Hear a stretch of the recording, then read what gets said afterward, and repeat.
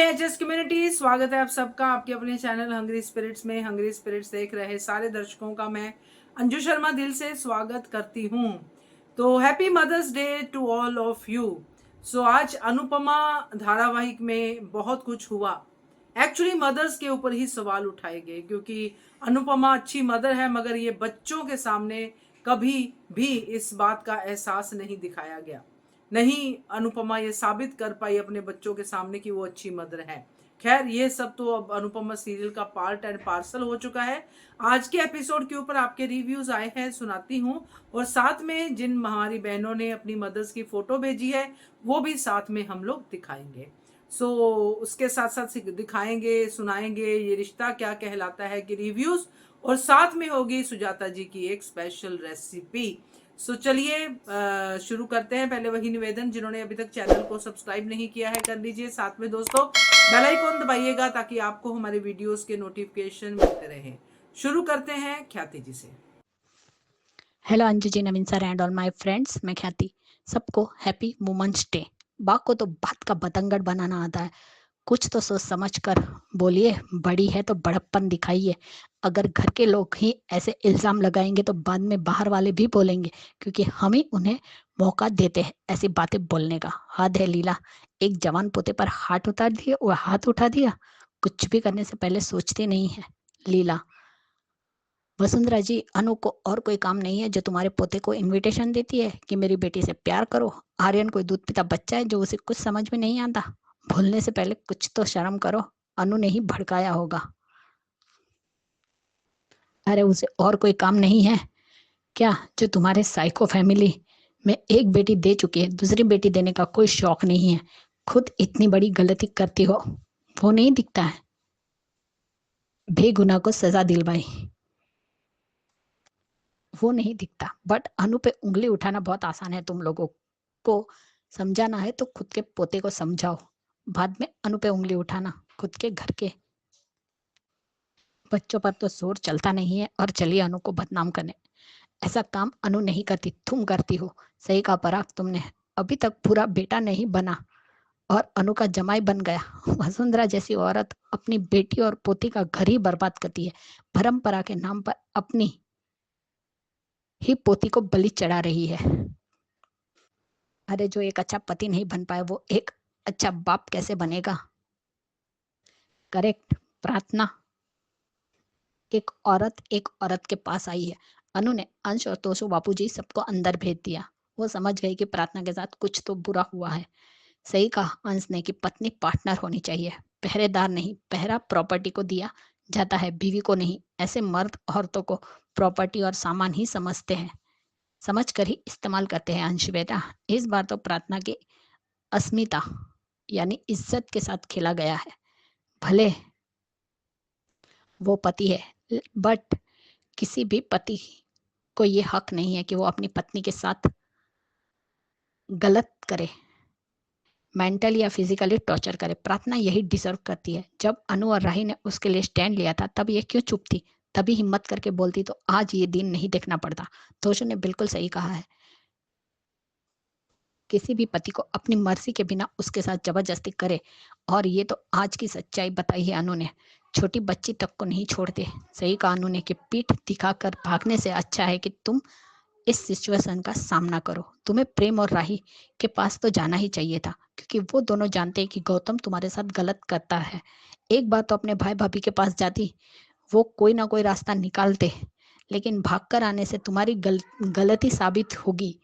अगर वहां रहकर प्रेम और राही के साथ बात करती और इस बात को पूरे घर वालों के सामने लाती तो सिचुएशन और होती।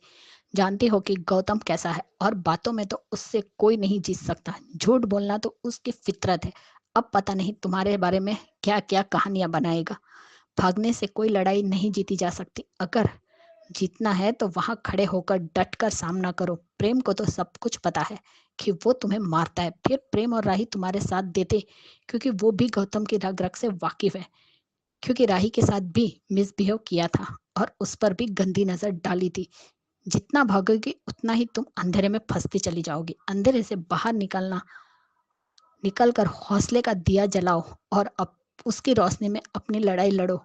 तुम्हारा साथ देने के लिए प्रेम राही है। अरे बाप रे, सच में वसुंधरा, तुम्हारे घर में जमाई के पैर धोए जाते हैं, गिरेबान नहीं पकड़ा जाता? फिर राघव भी तो तुम्हारे घर का जमाई था, उसके पैर धोना तो दूर, उसे सीधा जेल ही भेज दिया बिना किसी कसूर के। मोटी बाप बेटी के टाइम क्यों जमाई की बात नहीं सुनी और अपनी पंखुड़ी का बात सुनी? मोटी बाप हमेशा गलत का साथ देती है। डबल स्टैंडर्ड है वसुंधरा के। ईशानी किंजल सही कहा कि मुसीबत में फैमिली ही साथ देती है, पर यहाँ उल्टा है। किंजल, इशू और लीला, यहाँ फैमिली साथ नहीं देती। साथ देना तो छोड़ो, बात तक नहीं सुनती। और ये बात प्रार्थना बहुत अच्छे से जानती है, इसीलिए घर से भागी है। उसने गलत किया, भाग कर वही रहती और शोर करती तो सब लोग तुम्हारा साथ देते। प्रेम राही ने सारा सच बता दिया पराग को। पराग ने धमकी भी दी, अगर आप गलत हुए तो मैं आपको छोड़ूंगा नहीं। अभी भी वक्त है। सही कहा अनु ने कि जब आंख खुले तब सवेरा, जब मुट्ठी बंद तब हिम्मत। कितनी नौटंकी करता है गौतम। खुद उसने प्रार्थना को मारा था और कहता है कि उसने अपने सर दीवार में पटका था। कितना झूठ बोलता है। खुद ही चाकू से घाव बनाते हो और कहते हो कि प्रार्थना ने मारा है। तुम्हारी बातों में बाकी सब आ सकते, बट राही प्रेम नहीं, वो अपनी बहन का साथ देंगे। क्या घटिया सोच है। साहस की। सब अपनी अपनी रोटियां सेक रहा है, सेल्फिश कहीं के। माही अपने बारे में, पाकी अपने बेटी के बारे में, लेकिन एक लड़की के साथ इतना गलत हुआ किसी को नहीं दिखाई दिया। ये सभी के सभी औरतों के नाम पर कलंक है।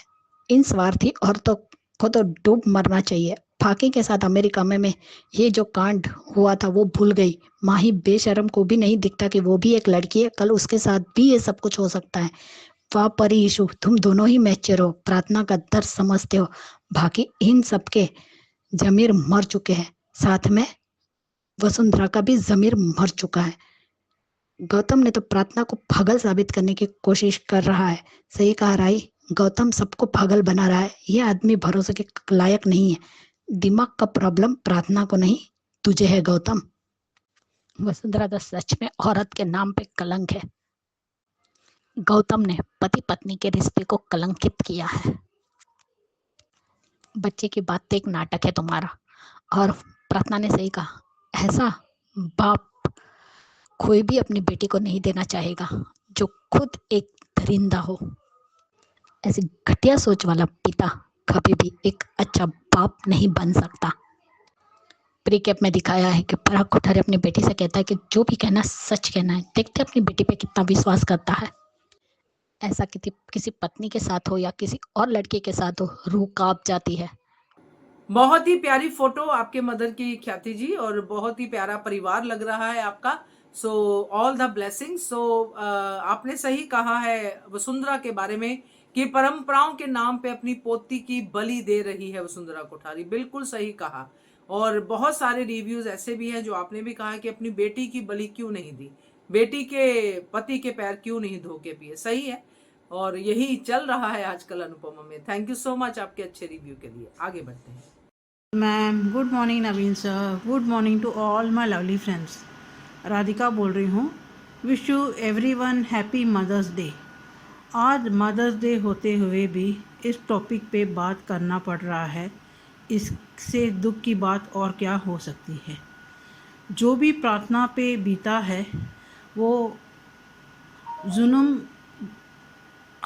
छोटी मोटी नहीं है, जो इतने सालों से, इतने महीने से वो सहती आ रही है, गौतम के द्वारा दिया गया हुआ। आज जो हरकत गौतम ने किया है वो घिनौना हरकत, घटिया हरकत गौतम जैसे दरिंदे ही कर सकते हैं, जो अपनी बीबी को भी उनकी जागीर समझते हैं और उसे इंसान भी नहीं समझते हुए उसके साथ इस तरह से अननेचुरल फिज़िकल रिलेशन होने के लिए दबाव डालना भी एक तरह का क्राइम ही होता है। और जब पत्नी को पति के साथ संबंध ना बनाने का इच्छा हो और ज़बरदस्ती किया गया हो उसे भी रेप ही कहा जाता है।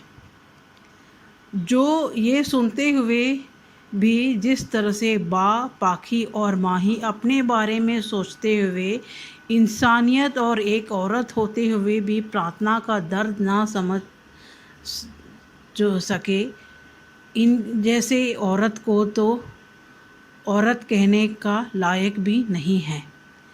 जहाँ प्रार्थना को अच्छी तरह से पता था कि इस तरह से घिनौनी हरकत अगर वो उसके घर वालों के सामने किस तरह से रख पाएगी और रखेगी भी तो उसका यकीन कौन करेगा।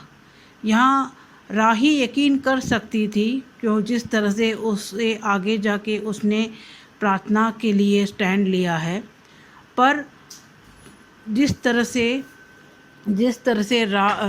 अनुपमा उसे साथ देती वैसे राही नहीं दे पाती थी।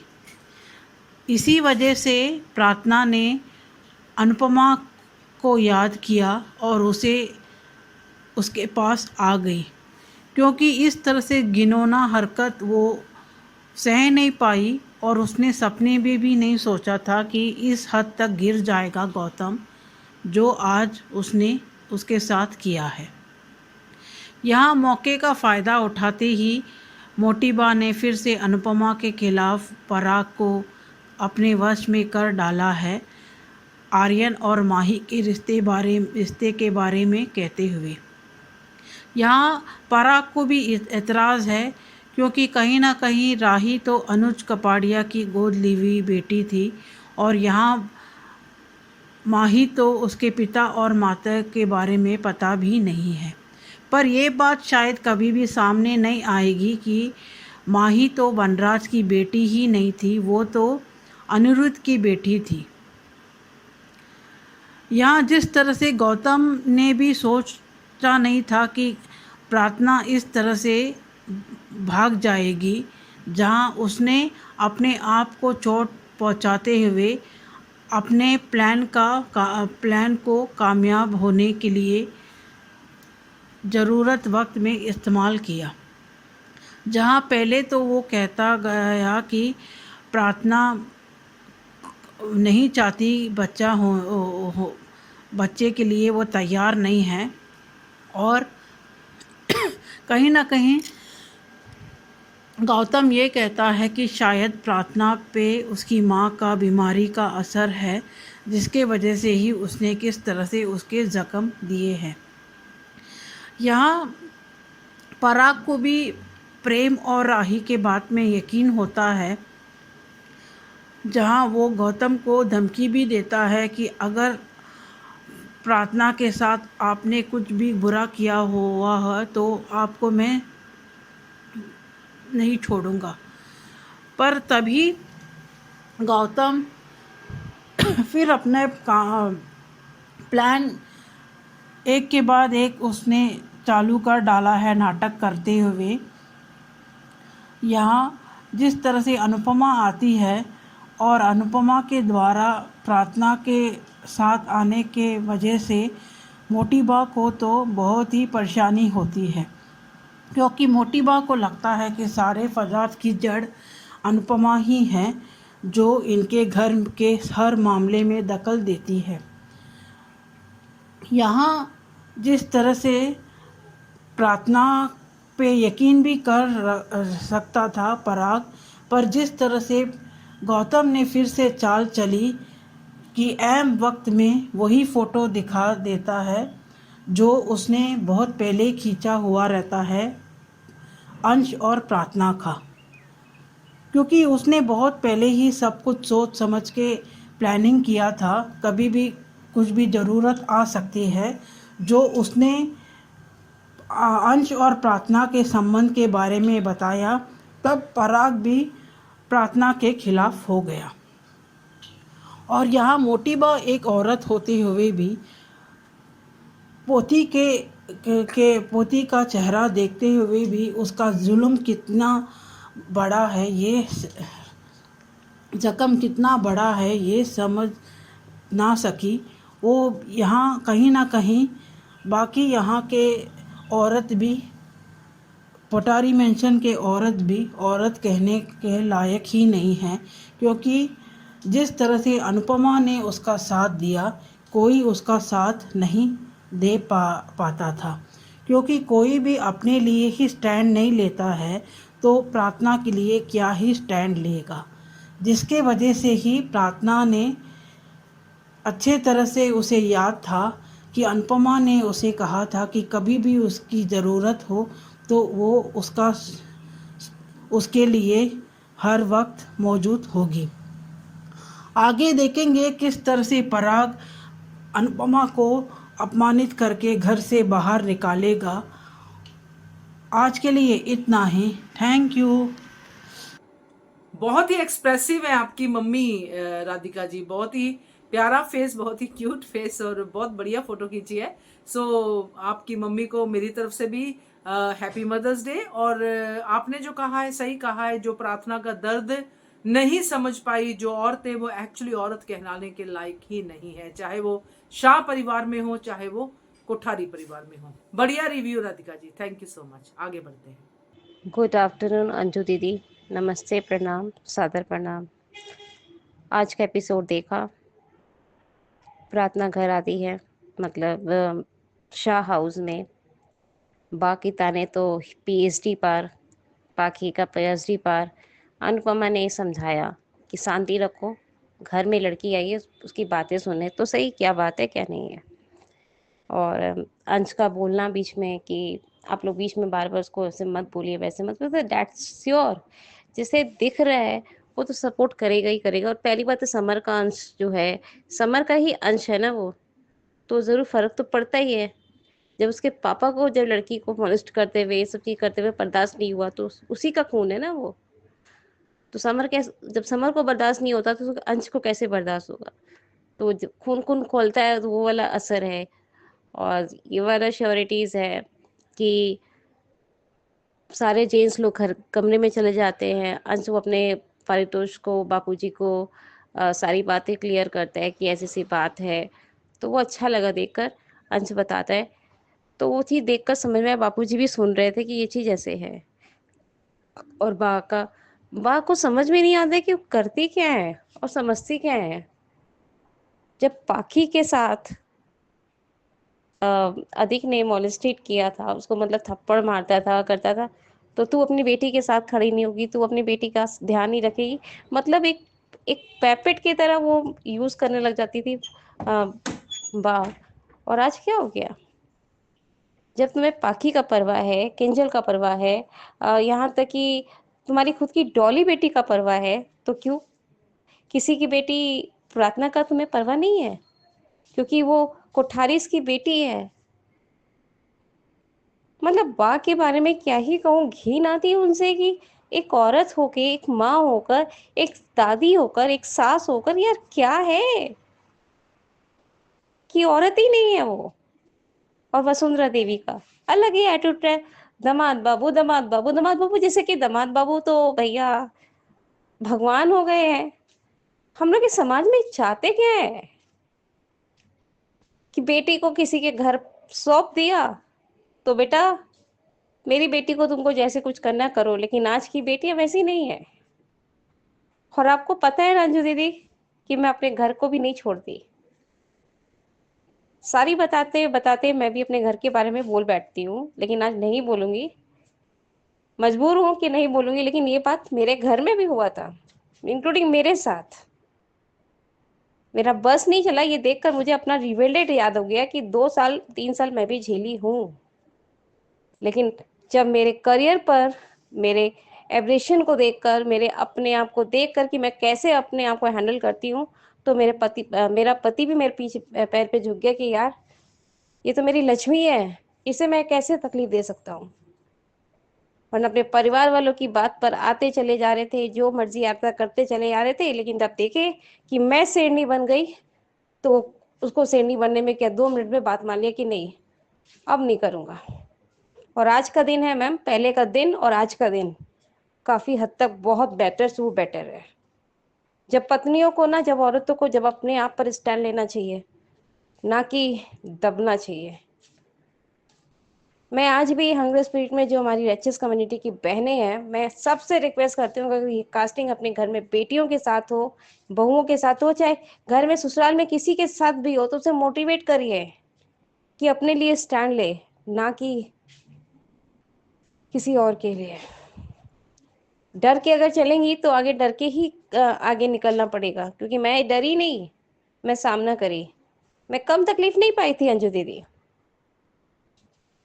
और ये पराग जी, दामाद बाबू, अगर ऐसा मैं आपको पेटे बना के रखा था, ये किया था, वो किया था, आप ये चीज क्यों भूल जाते हैं कि गायत्री का बेटा है, गायत्री की बेटी है वो। जो मानसिक तौर पे बीमार हुई थी वो भी आपकी वसुंधरा देवी की वजह से ही। जरूर ये डैम श्योर है कि ये जो गायत्री जी है, जिसका मेंटली इंस्टेबल हो गई थी, वो जरूर वसुंधरा जी का कांड है, जो अपनी बेटी को गलत तरीके से सिखा सकती हैं कि तुम किसी को 20 साल तक घर भर में डाल दो। तो ये डैम श्योर है कि ये की होंगी जरूर। आगे का स्टोरी देखते हैं मैम, क्योंकि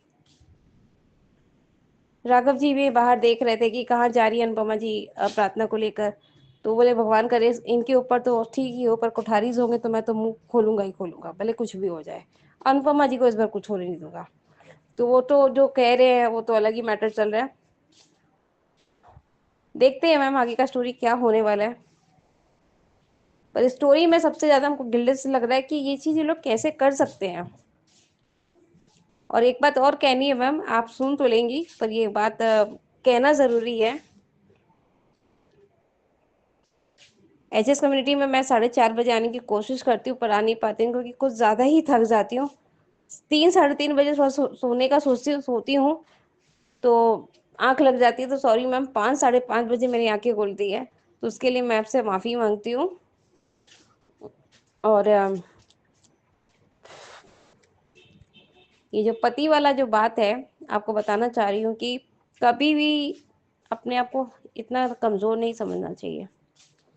फर्स्ट टाइम जब मैं शादी करके आई थी, पहले मेरे परिवार वाले जो मतलब बोलते हैं कि हाथ का सामान देते हैं, जो चीजें देते हैं अपनी बेटी के लिए, कि ये सब चीज जाना चाहिए। तो सब कुछ के लिए तैयारी किया गया था, सब भेजाबाजी करा किया गया था। उसके बावजूद भी ऐसी ऐसी बातें हुई थी, ये सामान नहीं आया, वो सामान नहीं आया। और कभी कभी होता है ना फैमिली को। मैं थैंक यू अंजू दीदी।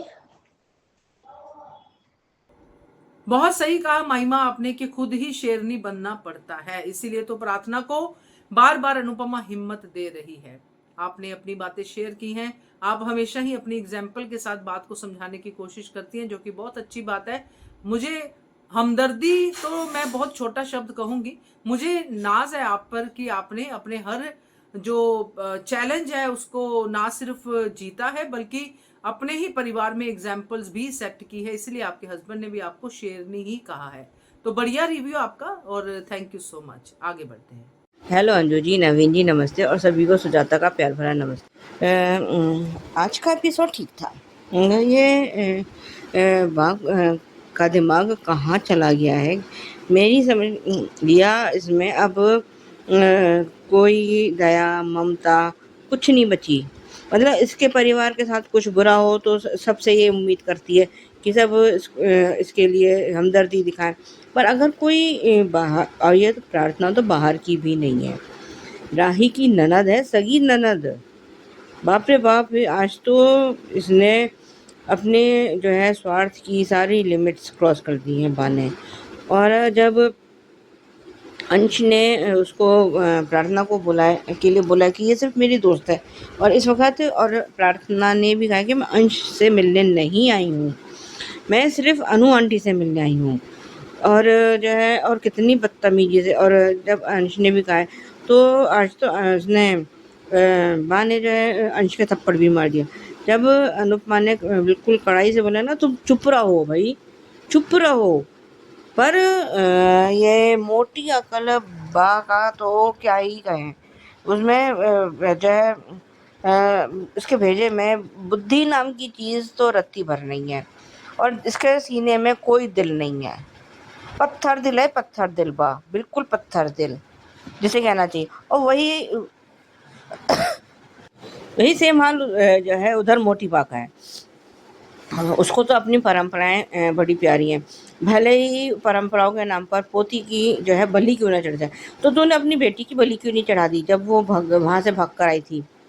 मतलब उसकी हालत, जब वो अनुपमा उसको घर लेकर आई है और जब उसने अनुपमा ने उधर सबको सारे जितने भी जेंट्स थे सबको वहां से भेज दिया है, और जब और उसको समझ आ रहा है, और तो क्या इन और समझो और लोगों को भी समझ में आ रहा है। किंजल को समझ में आ रहा है, परी को समझ में आ रहा है, ईशानी को समझ में आ रहा है। नहीं समझ में आया तो बा को, माही को और पाखी को। मतलब सच में इतने जो है इनसेंसिटिव लोग जो है दुनिया में हैं कि हद से ज़्यादा। डिम्पी के टाइम पे भी तो बा ने यही करा था, जब अनुपमा डिम्पी को न्याय दिलाने के लिए जिसने उसकी साथ बदसलूकी की थी उसको सजा दिलवाने के वो करा था। तो तू क्यों जा रही है, तू क्यों है, अरे बाप रे।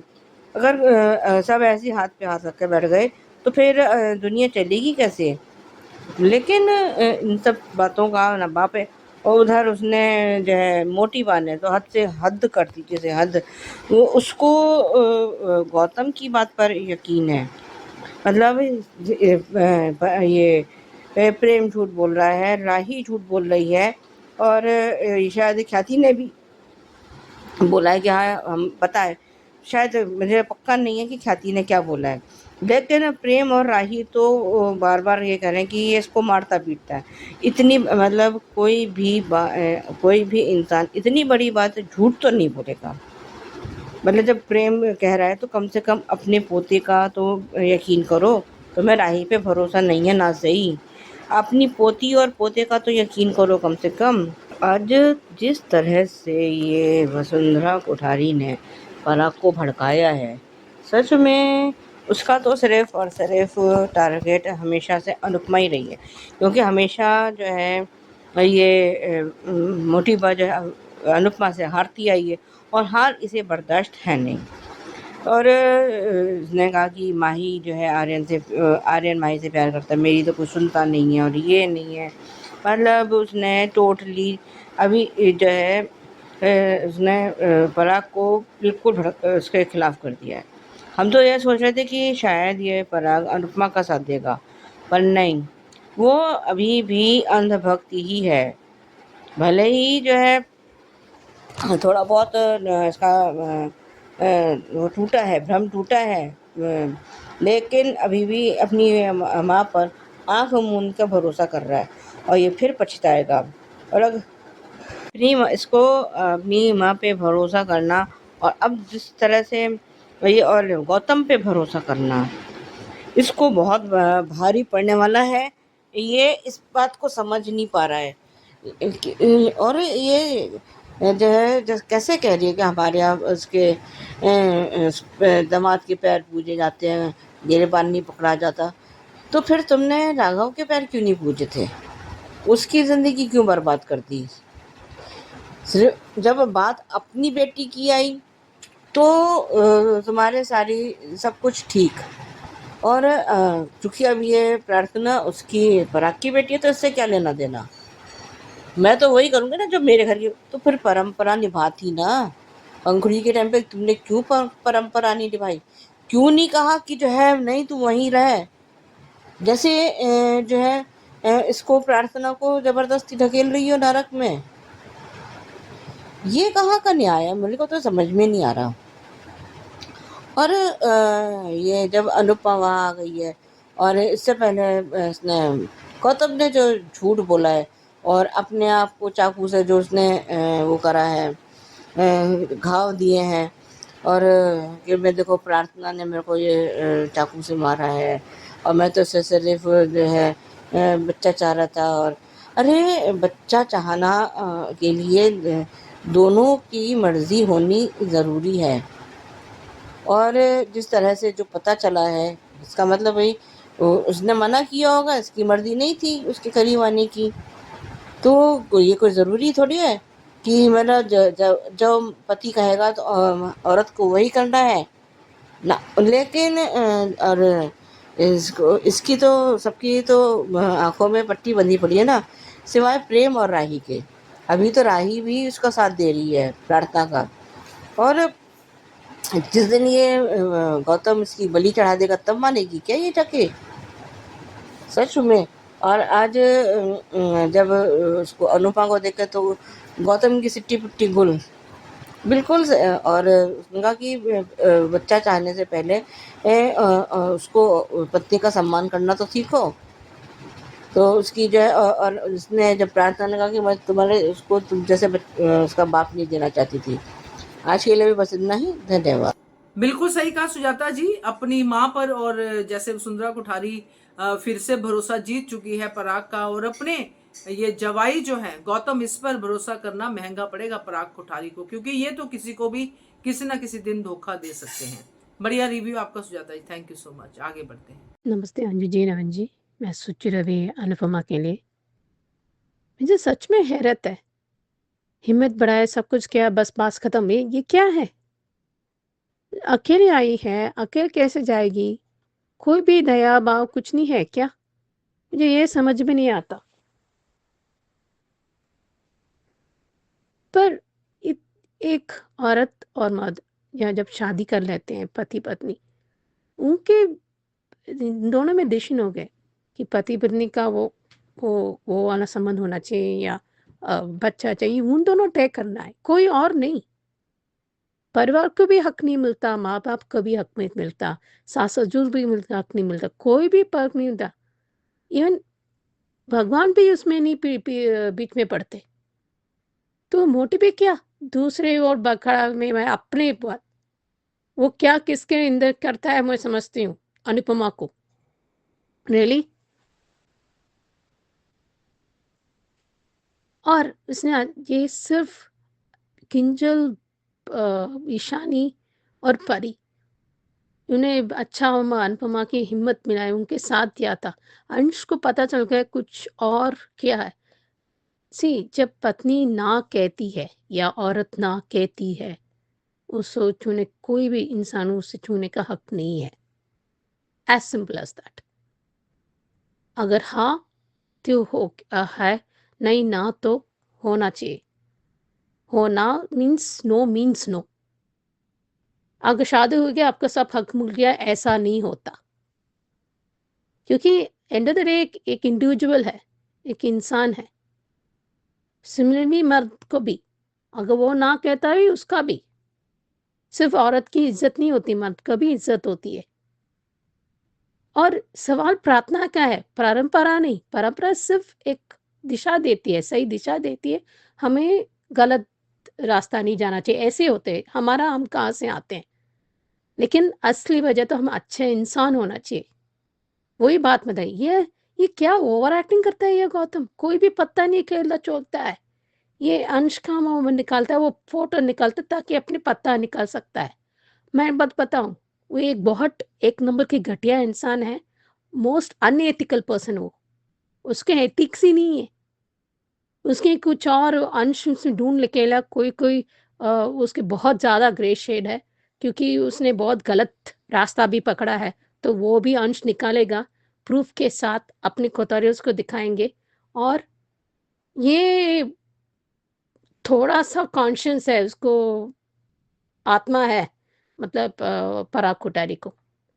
पर ये पराग इतना ये कहने की है ना, वो मतलब अमीरी जो होता है ना, इज्जत।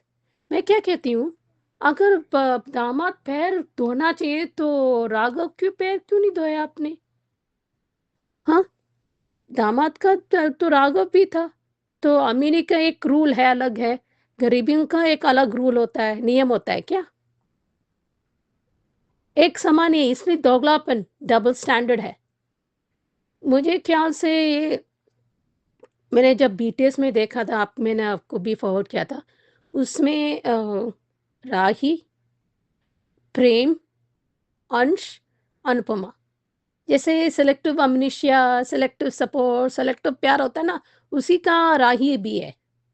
प्रेम हमेशा ऐसे ही चलता रहा है, पर ये जानबूझकर, उनका सिर्फ दोस्ती है, उनका कुछ रिश्ता ऐसा नहीं है।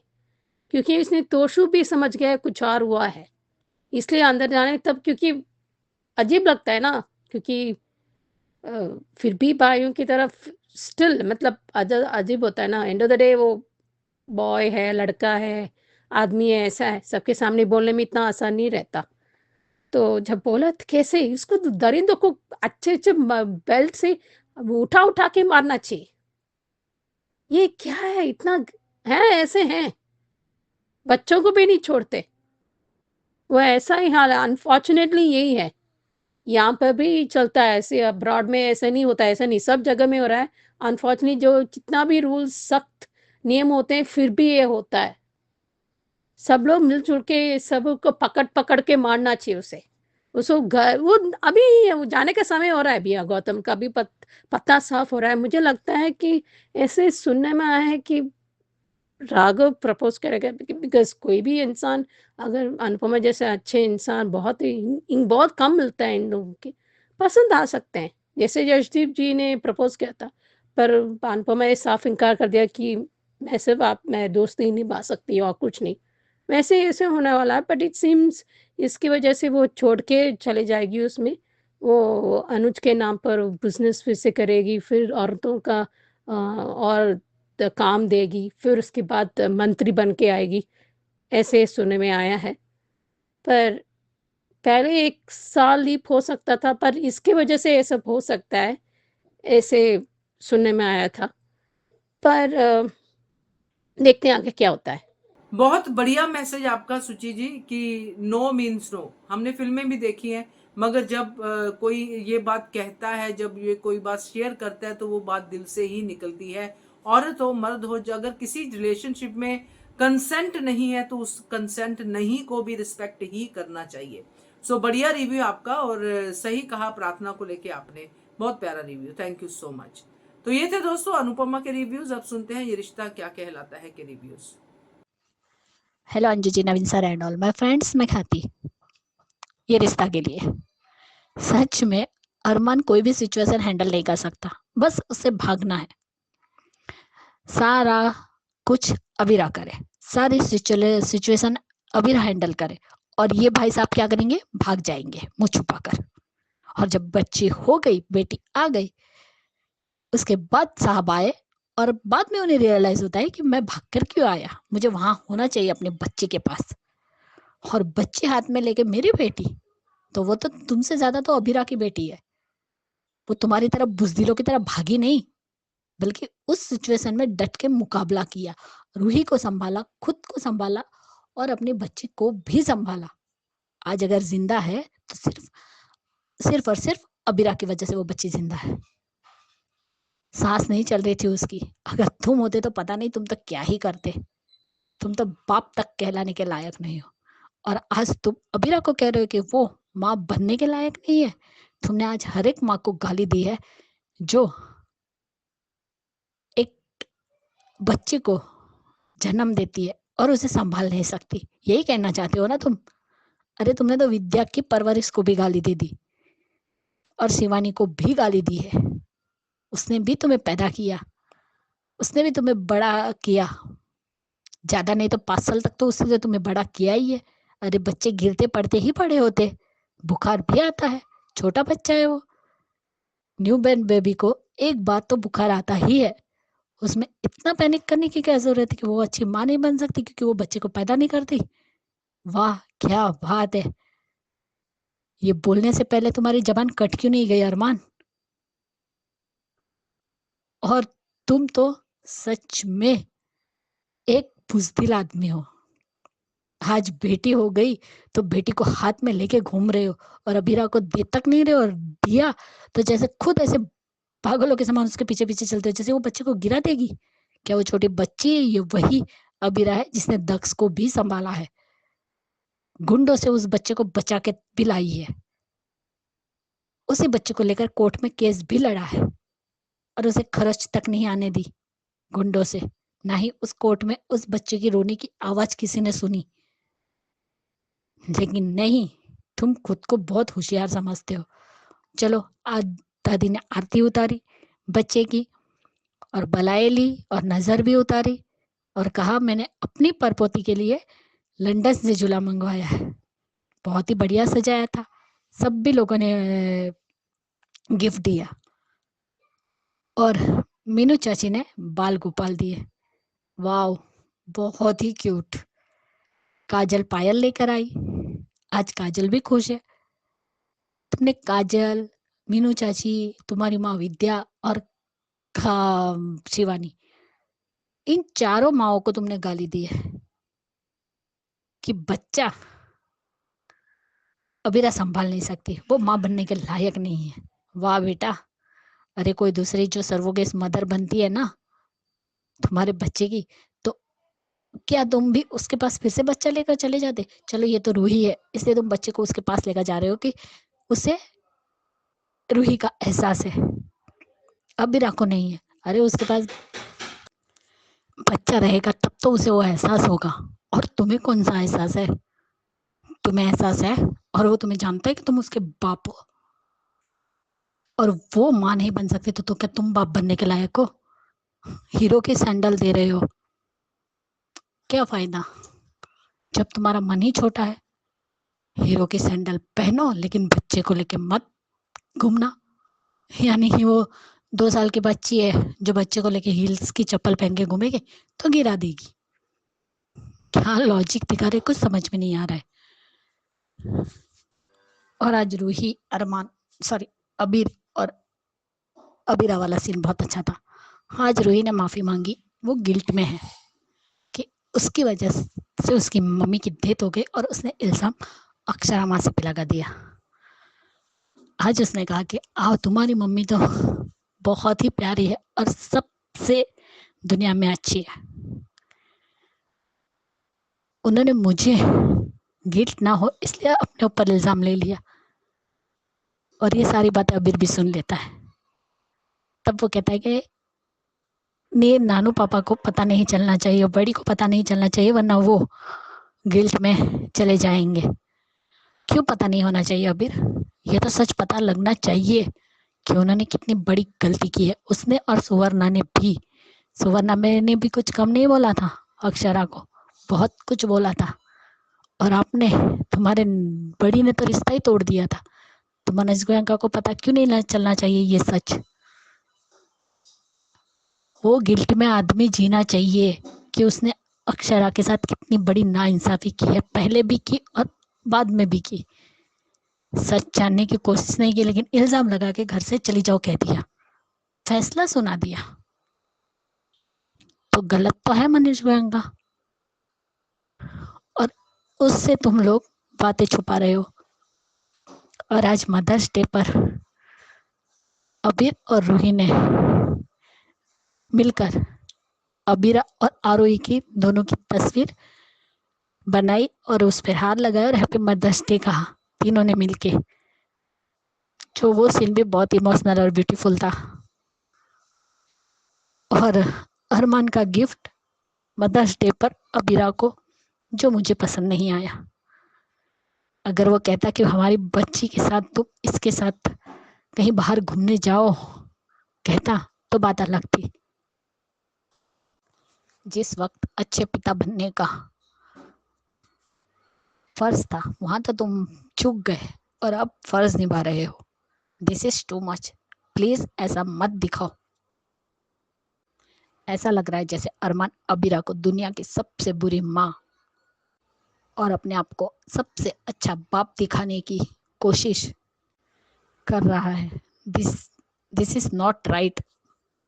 वार माना कि तुमने भी अपनी असली औकात दिखा दी। और 2 थप्पड़ मारो कावेरी पौधार इसको, और इसे अकल याद दिलाओ।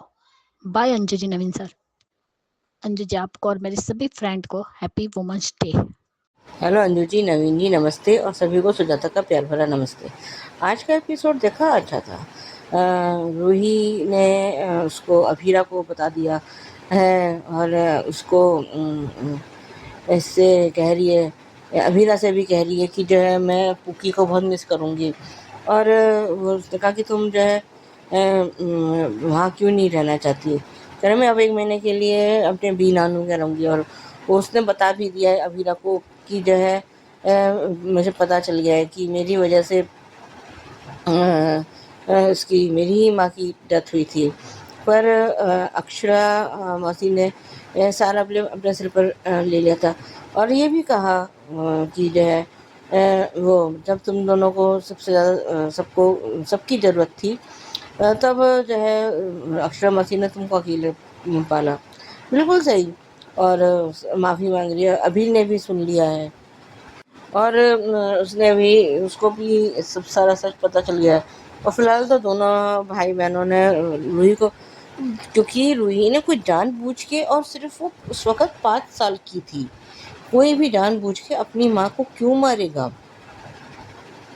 वो वही एक्सीडेंट था, अनजाने में हो गया, तो उसमें रूही की कोई गलती नहीं है। लेकिन गलती तो जो है इस वक़्त मनीष जी की थी, जिन्होंने अक्षरा की बात पर यकीन किया। अगर वो शायद उस टाइम पे उन्होंने कुछ सख्ती से पूछा होता या कुछ पता किया होता तो शायद आज हालात कुछ और होते। इधर ये उसको पूकी घर आई है, सब उसका वेलकम कर रहे हैं। और जब मीनू चाची ने कहा है कि हमें इसकी पैरों की छाप इस टॉवल पर लेनी, तो एक बार तो उसने मना कर दिया, मैं केमिकल वाले आलते में। अरे सबको पता है कि बच्चे बहुत सेंसिटिव होते हैं। और उसने जब मीनू चाची ने कहा कि हमने डॉक्टर से पूछ लिया है और ये बिना केमिकल का जो है आलता है, तब जाके वो माना है। उधर वो कावेरी बहुत खुश है और इतनी जल्दी ये पुकी की आरती कर रही है। और ये तो अबीरा के हाथ में भी उसको नहीं दे रहा है, किसी के हाथ में मतलब इतना ओवर पजेसिव नहीं अच्छा लगता। बच्चा है, हमें भी पता है तुम एक बच्चे को खो चुके हो, ये भी हमें पता है। तो लेकिन इसका मतलब ये तो नहीं है कि कोई भी बच्चे को नुकसान पहुंचाएगा। ये जब अभीरा उसको गोद में लिए है और उसको सारा घर दिखा रही है और सबने उसको अलग अलग गिफ्ट दिए हैं, तो वो उसको जो है नीचे हाथ लगा दिया है। अरे वो भी उसकी माँ है, कोई ये अनजान नहीं है। और अभी जो और ये उसको मदर्स डे का गिफ्ट दिया है अरमान ने, उस हाई हील और वो हीरे जुड़े हुए, पता नहीं, मेरे को तो ये सब चोचले समझ में नहीं आते। और वैसे तो बहुत जो है प्यार करता है, प्यार दिखा रहा है वीरा को के लिए, लेकिन जहाँ बात पूछी की आती है वहाँ वो सारी उसका प्यार व्यार सब हवा हो जाता है। पता नहीं इसका ये दोहरा व्यवहार मैं समझ नहीं पा रही हूँ। और जब ये इसका फ़ोन आया है रूही का, उसने दिखाया है तो वो उसमें दूसरे को मदर्स डे, और वो कह रही कि मौसी और दोनों तुम एक जैसे ही हो। अभिरा से उसने भी ये भी कहा है, तो कुल मिला के आज अच्छा था। और लेकिन इसकी जो है हरकतें बढ़ती चली जा रही है। और ये जब अरमान ने अभीरा को सैंडल पहनाई है, उसने कहा मैं इतनी महंगी सैंडल पहन के ये हाई हील पहन के जाऊँगी का, पर कह रहे कहीं भी घूमो कहीं भी जाओ पर पुकी को वो मत उठाना। अरे क्यों भाई, वैसे तो वो हाई हील पहनेगी ही नहीं, पुकी को उठाने इतनी समझ तो खैर उसमें भी है। उसको तुमने वो तुम्हारी जितना ही वो भी वकालत पड़ी हुई है, कोई ना समझ नहीं है। और उसने जबकि प्रेग्नेंट तो रूही थी, लेकिन उसने जब तब हाई हील नहीं पहनी तो पहन सकती थी ना आराम से, उसके पेट में तो कोई बच्चा नहीं था। लेकिन उसने भी सारी जब तक पुकी नहीं आ गई तब तक उसने भी ये फ्लैट चप्पल्स पहनी या फ्लैट सैंडल्स पहनी। तो अब वो इतनी बड़े इर्रिस्पॉन्सिबल कैसे हो जाएगी? मतलब इसने तो अति कर दी, और अति हमेशा जो है बहुत आगे वो विस्फोट करता है, ये है। वैसे तो अभी जो हमें सुनने में आ रहा है कि ये सेपरेशन हो जाएगा। अब जो प्री कैप में हमें दिखाया गया है, ये पुकी रो रही है, उसका बुखार उतर नहीं रहा है, और ये इसको रूही के पास ले जाना चाहता है, क्योंकि वो पुकी अभीरा की बेटी नहीं है, और जो पुकी अभीरा से कनेक्ट नहीं हो पाई है। क्या थॉट है वास्तव में। और इसने कावेरी ने कहा भी कि ये तुम गलत कर रहे हो, मैं अपनी बेटी के साथ कोई चांस नहीं ले सकता। अरे भैया, हमें भी पता है, सबको पता है कि बच्चा छोटा है। अब जब माँ बाप सरोगेट के तुम माँ बाप बने हो, तो माँ तो अभीरा ही कहलाएगी। पता नहीं ये सब इतनी सी बात ये अरमान के भेजे में घुस क्यों नहीं रही है। खैर, आज के लिए भी बस इतना ही। धन्यवाद। नमस्ते अंजू जी, नमन जी। मैं सुचि रवि, ये रिश्ता क्या कहलाता के लिए ये अरमान थोड़ा ज़्यादा ही कर रहा है। वो हमेशा गर्दन के नीचे उसका हाथ रहता ही है। वो बच्चों को बहुत अच्छी तरह से हैंडल करती है। इतनी भी रत्ती पर भी विश्वास नहीं है तो फिर सरोगेसी से क्यों हार किया था उसने। जैसे वो से बस पीएचडी किया है इसमें बच्चे हैंडल करने में। रियली सीरियसली, हाँ उसने भाई बहन के ध्यान रखा है, मैं नहीं कहती नहीं, पर अभिरा बहुत अच्छे से करती है। और ये प्री कैप में छोटे बच्चों को थोड़ा इम्यून बिल्ड होने में वक्त लगता है। उनमें जुकाम, सर्दी, बुखार सब आता है। इट इज़ नॉर्मल, क्योंकि तभी इम्यून सिस्टम बिल्ड होने में हाँ थोड़ा पसीना छूट जाते माँ बाप को। एंड माँ बाप, हर एक माँ बाप बेस्ट वर्स ऐसे कुछ नहीं होता। ये कौन से अक्लमंद का काम कर रहा है वो। क्या इमोशंस का फीलिंग्स कुछ नहीं है क्या। रोहित ने जन्म दिया था, उसके बाद तो वो अच्छी माँ बन सकती है। रियली सीरियसली, बीएसपी के टाइम में ये दक्ष को प्रोटेक्ट किसने किया था, किसने अस्पताल जल्दी से पहुंचा दिया था। इतना नेग्लिजेंस अरमान करता है। मेहनत और बचाता कौन, कान्हा जी की कृपा से अबीरा करती है, और फल रूही को दे देती है। और इमोशंस का खेलना ये बहुत गलत जा रहा है अरमान। अच्छा सा किरदार ये बहुत साबटाज कर रहे हैं, बहुत गलत कर रहे हैं ये लोग। ये ठीक नहीं है।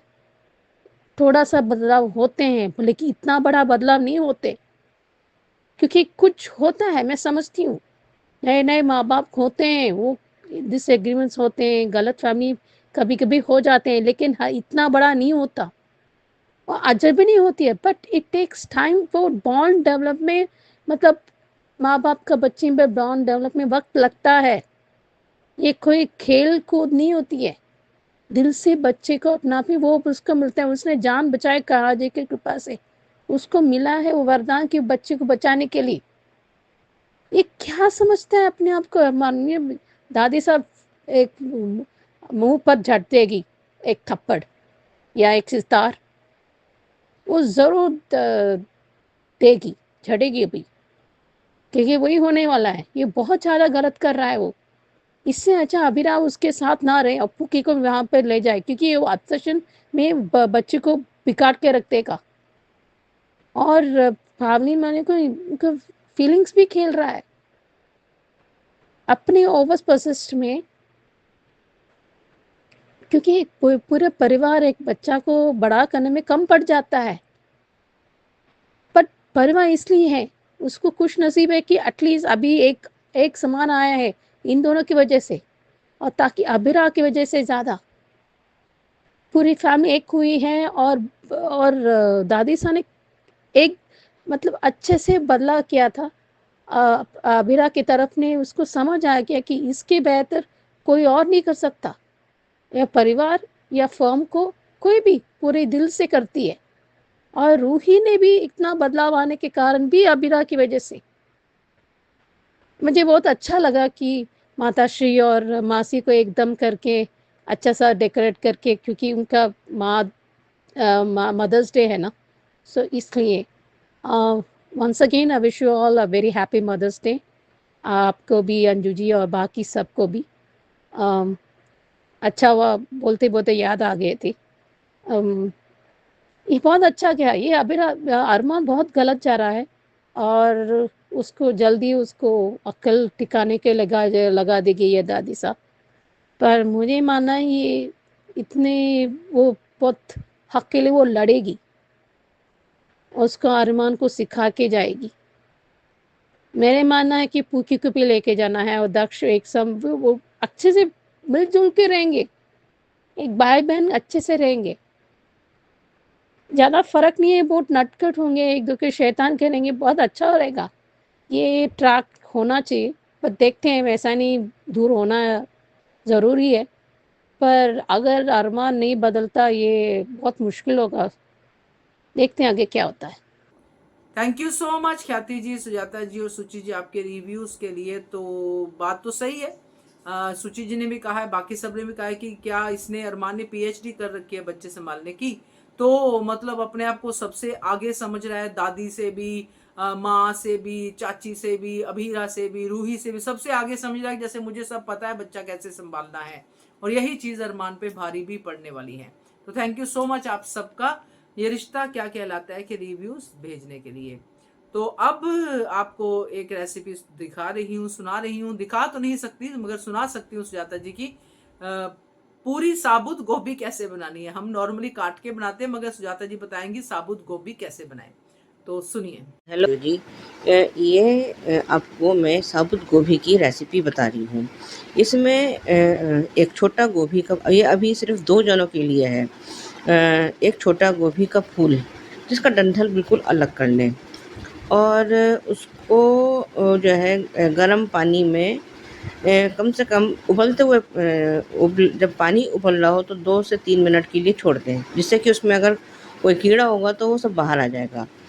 और इधर एक कढ़ाई लेके जब आपका ये गोभी पानी से अलग कर हो जाए तब उसको कढ़ाई लेके उसमें अपना ऑयल गरम करें और गोभी को दोनों तरफ से गोल्डन फ्राई कर लें।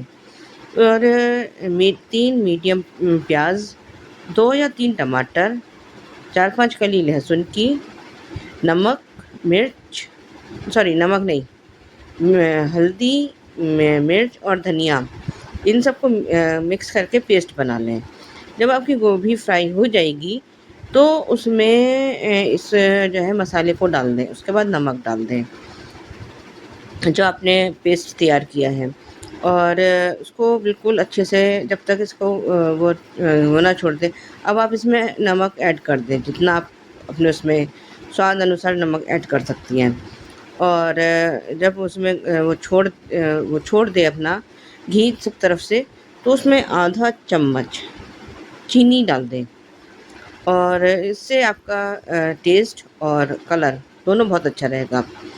और इसके बाद इसमें गोभी ही डाल दें और ये मटर थोड़ी सी ही आप डाल सकती हैं। जो अगर मटर नहीं खाते हो तो वो स्किप भी किया जा सकता है। और इसको जो है मीडियम, इसमें थोड़ा सा मतलब पानी डाल के उसको मीडियम आंच पर पकाएं। और ना तो ग्रेवी बहुत गाढ़ी भी होनी चाहिए, ना ही ग्रेवी जो है बिल्कुल पतली होनी चाहिए। और उसको एक तरफ से पकने के बाद दूसरी तरफ से उसको भी, दोनों तरफ से इसको गला लें। मटर भी तब तक गल ही जाएगी। और इसको जब ये आपका बन जाएगा तो इसमें बारीक बारीक हरा धनिया और ये गरम मसाला डालकर उसको पूरी, पराठा या आप बटर नान जिसके साथ भी खाएं, वो आपकी अपनी मर्जी है। Thank you. Thank you so much Sujata ji आपके रेसिपीज को लेके। तो बढ़िया रेसिपी, होपफुली सब लोग ट्राई करें। So thank you once again सबका इतने अच्छे अच्छे रिव्यूज को लेके। तो आज की मुलाकात बस इतनी, अब कल मिलेंगे नए रिव्यूज के साथ नई एपिसोड पे। Till then keep watching Hungry Spirits channel. Thank you so much. Subscribe to our channel by clicking the subscribe button. Click the bell button and enjoy the latest uploads from our channel.